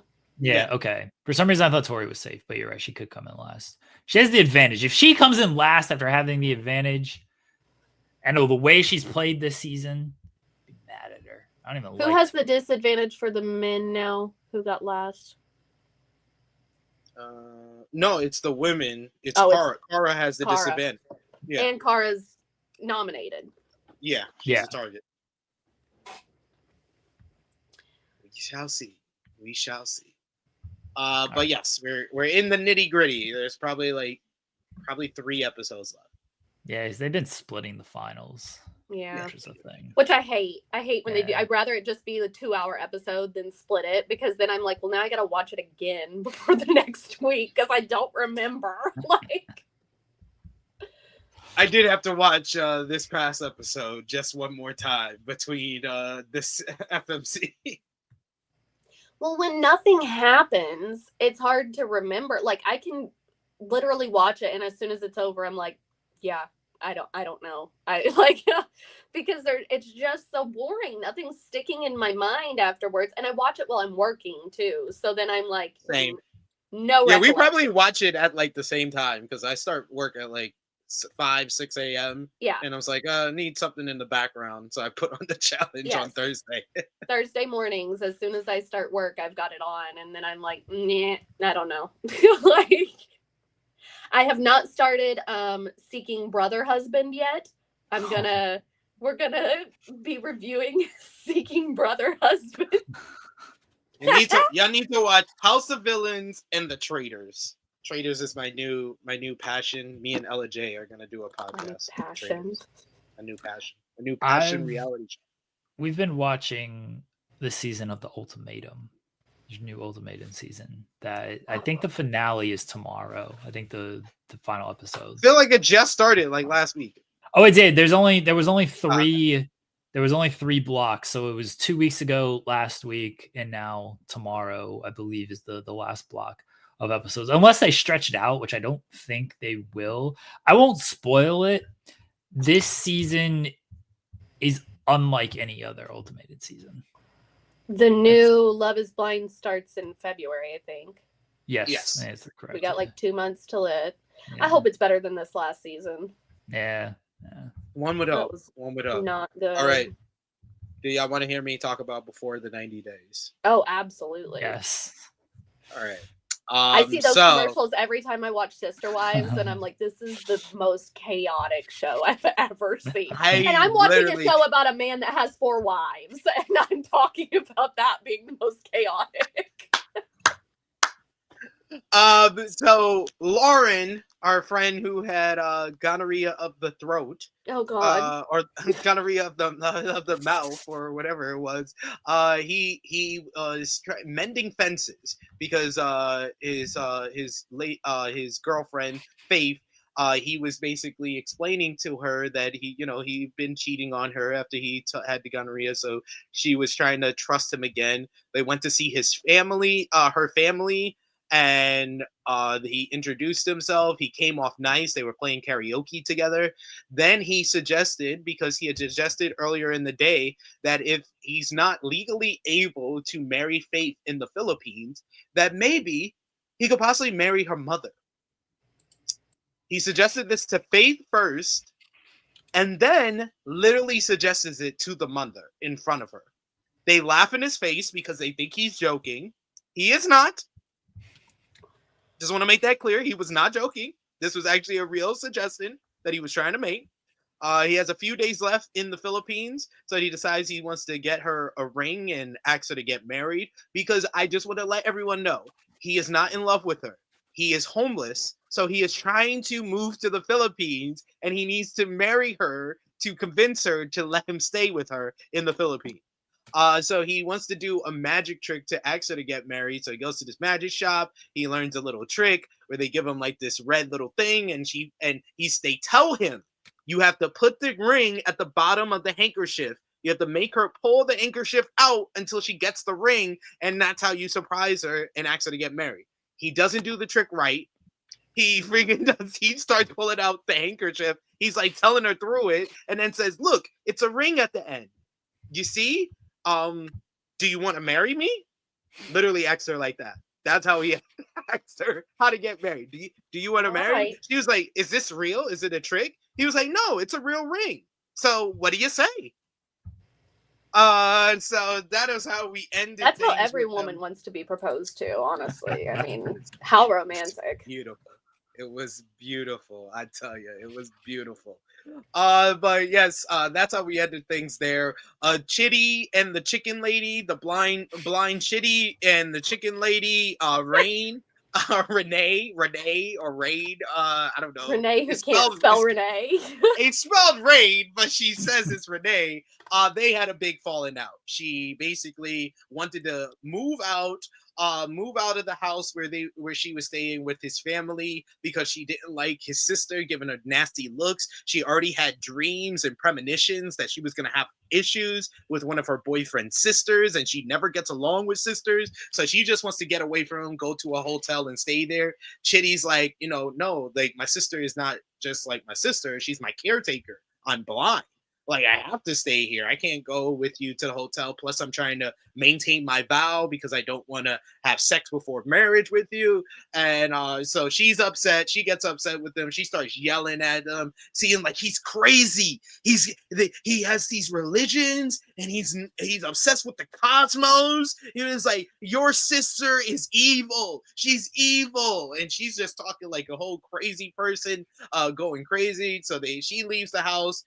Goes to stays at the hotel. Chitty comes and sees her and tries to like break it off with her, and she just starts yelling at the man, saying that the reason why you're blind is because you don't see the truth. Oh my God!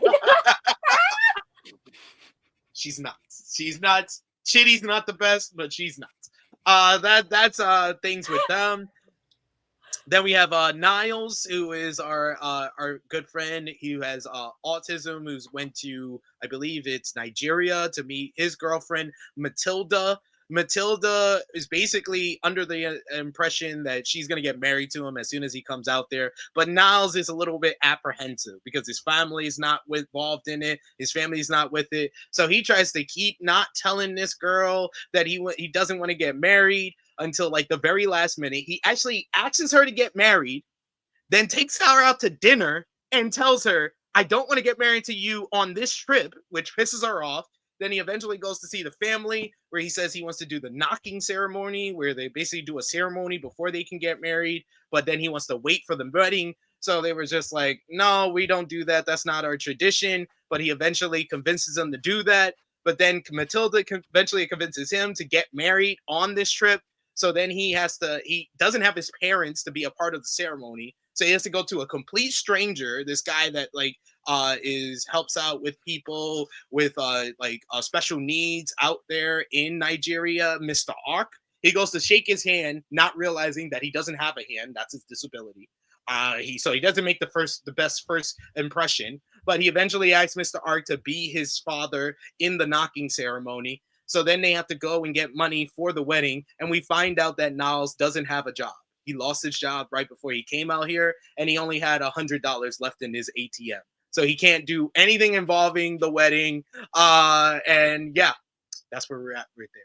I'm going to keep it at that for now. We'll talk about the rest of the couples at the end of next week's episode. But that's before the 90 days. That's a lot. Somebody just asked, like, what are you watching? Remorse Betrayal says, SP3, what the actual hell are you watching? And then this sounds like a parody of reality TV. It kind of is. In a lot of ways.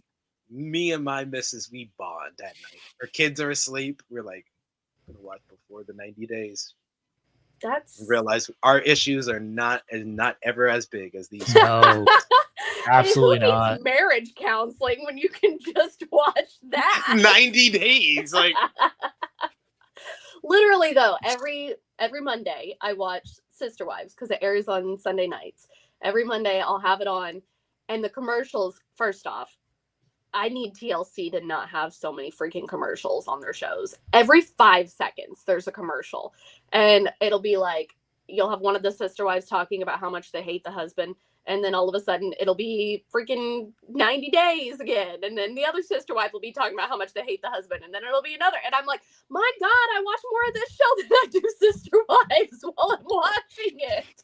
But every time I'm like, these people are insane every time, and that's the only show that they have commercials for during it. It's just that. I'm like, do that's they their have main draw. any shows other than Sister Wives in 90 days? Like, do they have any other shows on this channel? It's just 90-day spinoffs. They do a 90-day pillow talk before the 90 days. They just came back out with 90-day The Last Resort. So I will be giving our 90 seconds of 90 Is days. Big Ed back for that? No, but they do have Gino and Jasmine is on there. So they are one of the kind of like the main stars of the show. They also have crazy Natalie, who's like this Russian lady who is just insane and always falls in love. And she's going out with a fuckboy who's just using her to have sex. And it's quite obvious because he's never let her in his house. So yeah. So yeah, there's a lot of interesting people on that season, so we got to talk about that. Damn. That show's absurd. Every spinoff, every extended universe, absurd show. Never ceases to amaze me, honestly. It's like it's from a different planet. It really is. It really is. Cher Delaware, do you have anything to plug? No. I read 300 books so far this year. So I'm plugging myself. I'm promoting myself here. That I finished my 300th book yesterday. So we're going for 350 next year. Nice. There you go. That's what happens when you have no life. It's a book a day almost if you're going for 350 next year. That's insane. I can't read, so. I'm just a writer. I can't read. I just hope my words are okay. I mean, I have no life. So that's all I do is read. But I also am kind of a speed reader. So like in school, I'm sure that like it's school. When you would have to read aloud in class, everybody would always call on me. So like when you would have, they'd be like, read a paragraph and call on somebody else. It would be like, Sam calls on me. And then I call on somebody else, and then they call on me. Like everybody, because I would get us done so quickly because I can read so quickly. So everybody always wanted me to read. So I'm like, well, it comes in handy now because I can read a 300-page book in about 5 hours. So the wife is a speed reader, and I always feel very dumb when she like hands me something to read and I take like 20 minutes to read it and she's done in like 5 minutes. And I'm just like, I'm stupid. I think mine has my ADHD too, because I hyperfixate on it. So I'm like, but I can't do audiobooks. Well, I can now, but I was off my medication for so long that I couldn't do audiobooks because I would go through like 5 chapters and be like, I don't know what the fuck I just listened to because I retain none of it. So I'm like, yeah, I just have to do physical books. But sometimes I'll have my Kindle propped up in front of my computer while I'm working. So I'll be reading while I'm also working. It's an amazing talent. I read all the time. And my kids are like, please, can we do anything other than read a book right now? Like, please find something. I beg of you. I beg of you, please. I beg of you, let's do something other than read. So yeah, that's my only promotion. Next year I'm going for 350. So Oh, good luck. I mean, unlike you though, you can do transcripts. I can't type while I'm listening to something though. Like I can't. Oh, that is, yeah. The wife is always impressed with that. Is not only transcripts, but like I'll be working on an article while listening to another interview to try to like pick out keywords from that. That's one thing I've learned how to do over time. SP3, do you have anything to plug? We'll plug. I'm not as talented as my two co-hosts here. I can just read. I don't know if that's a talent. I mean, talented in other ways. Yeah, I mean, I've done 600 podcasts, I think, in 2020. And you remember everything from challenge seasons from 10 years ago, and me and Jeremy were like, did we watch that? I don't remember watching that.